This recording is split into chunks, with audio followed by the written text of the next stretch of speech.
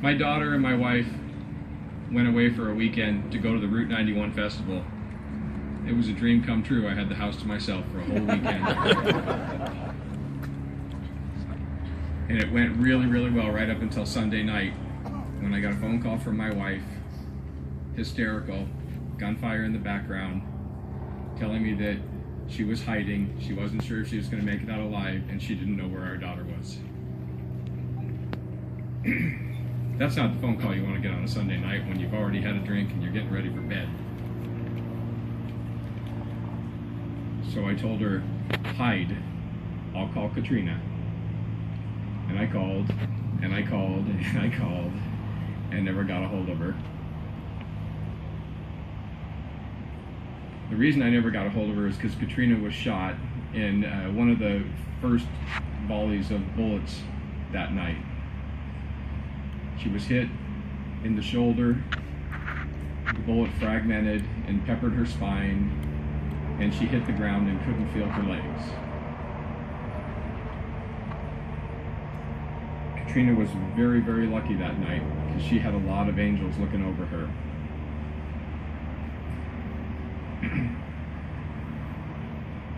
Five of the people that were standing by Katrina are here today, and I want to recognize them before we move on. Mark, Austin, Justin, Sylvia, and Nicole, and Tara. Could you stand up, please?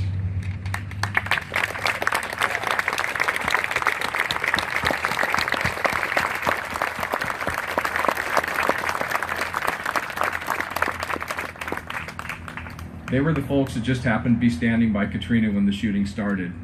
And rather than run away, they hit the ground with her, they kept her covered, and they moved her away from the middle in front of the stage where she was and over to a fence.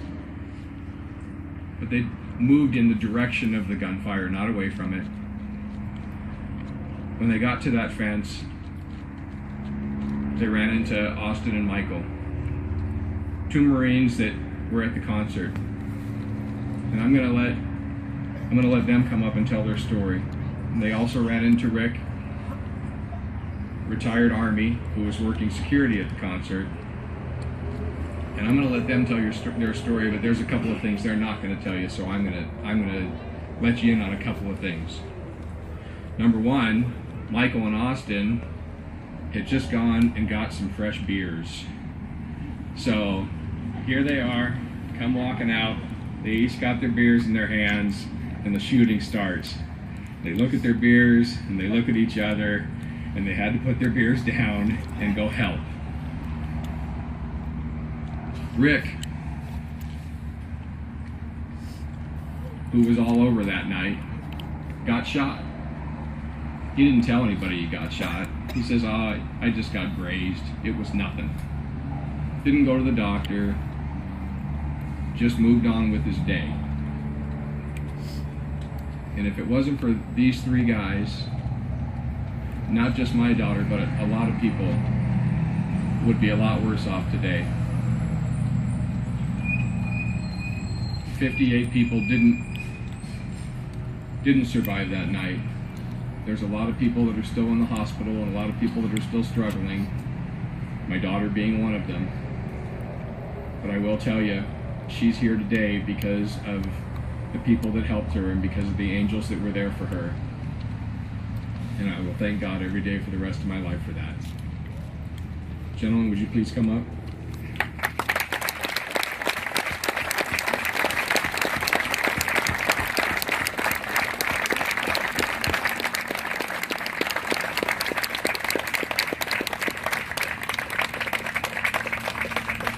Just to introduce them, we have Marine Corporal Austin Cox.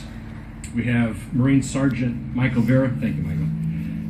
Vera, and Army Sergeant veteran Rick Coleman. And we have two microphones. Ladies and gentlemen, Sergeant Michael Vera. First off, I want to thank the city of Laverne for inviting us out here. And then I want to thank the Hanna family and then also just show my appreciation to all the veterans out here. So, a round of applause for them.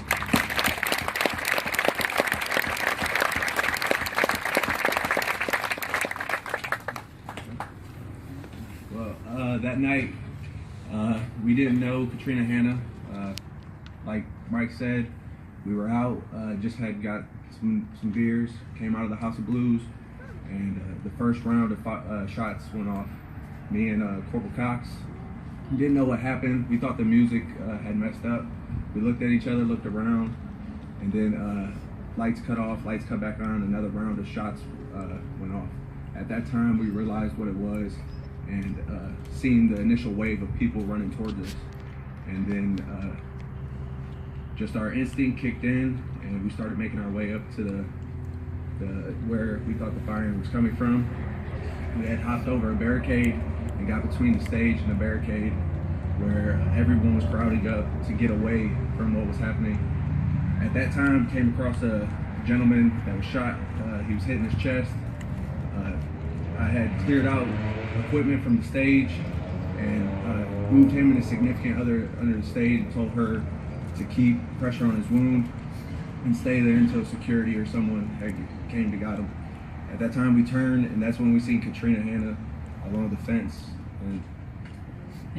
So we seen Katrina. I'm not sure how she made it up to that barricade, but we helped lift her over. We had noticed 2 wounds, one on the neck, one on the shoulder, as you've heard.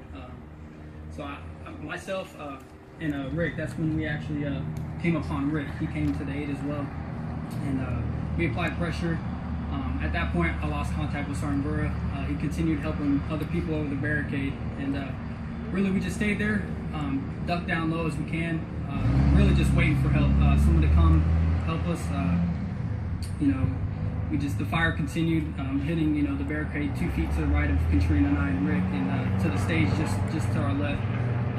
We hit a ceasefire, so at that time, I told Rick I'm going to pick Katrina up and we're going to make a run for it. So I did just that. We ran to the middle, to the immediate stage. We got down there because the fire had continued, and we stayed there for quite some time again. A couple different people came by to aid and give us napkins and whatnot, and then we really thought, it's time to get out of here. And so a couple other gentlemen picked up a barricade, and we put Katrina on that, and we rushed her out back. And something I'm real thankful for is once we got out back, people they knew that Katrina, she was a little bit more serious condition than most. So we got one of the first vehicles, 2 civilian ladies, 2 young girls. They put us in the back of her vehicle and just rushed us to the hospital without stopping, taking through the red lights and whatnot. We followed an ambulance, which was awesome. So we ended up making it there pretty darn quick, and I'm thankful for that and those people. Once we got to the hospital, Rick and I, we got Katrina out, rushed her into the ER. This whole time, Katrina's giving me a thumbs up, tell me call her mom. We lost her phone and transitioned to the hospital. So before I left her, she was able to type her mom's phone number in my phone so we can get a hold of her. And, she thumbs me up. That's the last time I had seen her until last Saturday. So, Rick, you want to step in? Hello, I'm Rick Holman. I don't know where to start on all this.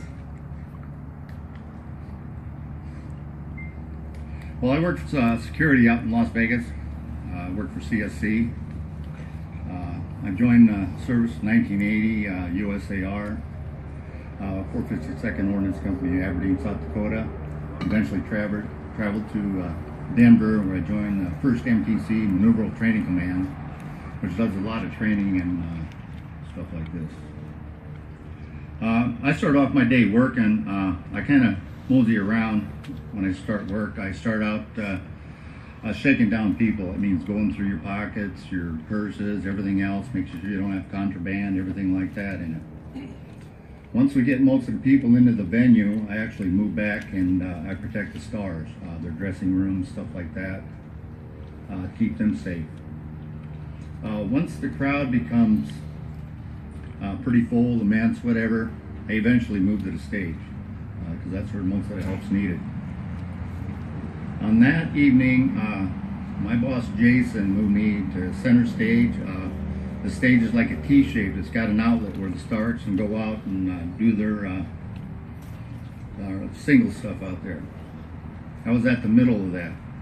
In front of me was a barricade. It's about a 5-foot barricade, and it faces Mandalay Bay. So starting out that night, it was a normal night. Everybody's having a good time. It's great. They're actually setting up pyrotechnics for the show. So they're doing all their lines and stuff. People for the pyrotechnics are going behind me, all that stuff. Well, eventually Jason Aldean came on, and into his third song, I started hearing the gunfire. I didn't know it was gunfire at work. At first, I thought it was fireworks, all this stuff. I'm looking up, no fireworks. And pretty soon, someone said someone's been shot in front of me.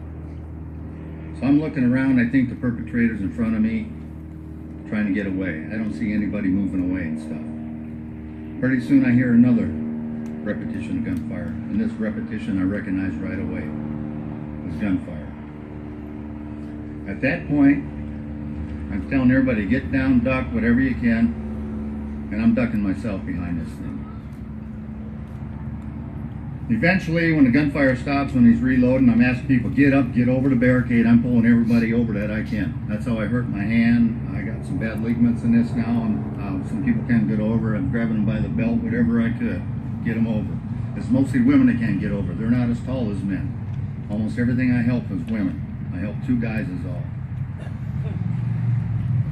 So eventually, I kept pulling people over as much as I could, and I kept on. I did not leave my post. Right to the right of me was Eric Silva.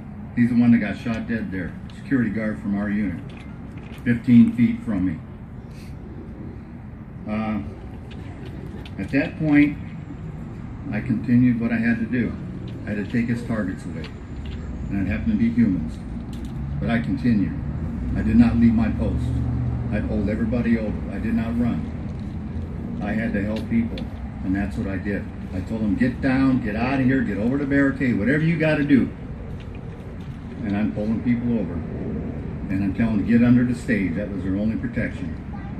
Because where Katrina was at, these Marines with Section A, that was the worst section. It was the closest one to Mandalay Bay. Eventually, the Marines brought Katrina to me and said, we need help. And I said, what do you got? He goes, we got a neck wound, we got a back wound. At that point, I looked around. There's nobody to pull over the barricade. There's a bunch of clumps out there. And at that time, my mission changed from helping people over the barricade to helping an individual. So eventually, we got her over the barricade. We laid her down, and Cox came over the barricade to assist me. At that point, I put a pressure wound on her neck and her back.